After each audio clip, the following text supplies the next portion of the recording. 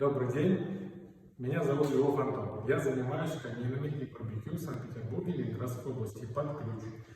В данном видео мы с вами находимся на объекте дом в стиле хай-тек. Это бетонный полностью саркофаг.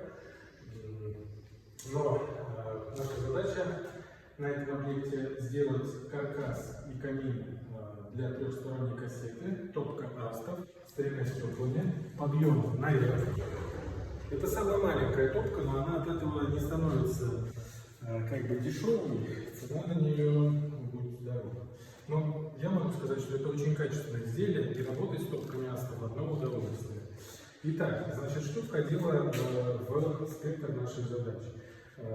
Монтаж кассеты на необходимый подиум, кирпичики на нужную высоту. Конечно, в первую очередь это проектирование. Так, проект.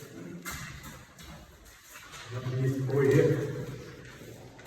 Ну, все снимаем в реальном времени, чтобы тут безо всякого монтажа. Соответственно, по проекту, вот наш проект, мы делаем дымоход и шахту. Шахта у нас в отдельном видео.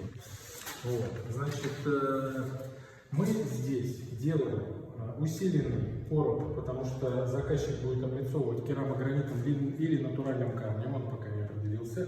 Подиум у нас в любом случае будет облицовываться гранитом черным.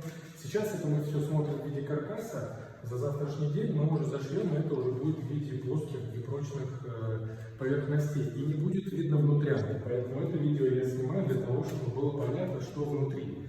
Внутри мощный каркас, как вы видите, раскосины. Все это дело крепится к бетонному потолку. Выведен дымоход типа сэндвич.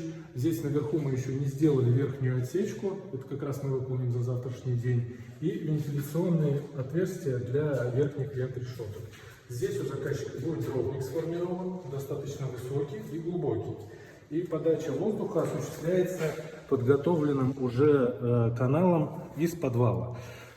Соответственно, нижних вентрешеток мы не делаем. Подача воздуха из подвала – это очень хорошее решение, потому что не забирается воздух из этого помещения. И получается, что кассета, топка, может работать при полностью закрытых окнах. Вообще закрытых все окна. Но тогда будет здесь, конечно, полет, хотя это маленькая кассета. Вот, в итоге, значит, у нас термокороб из силиката кальция. Вилка здесь вот защищена. Ну и, собственно говоря, за завтрашний день мы это зашиваем, и это все становится плоским, замечательным коробом.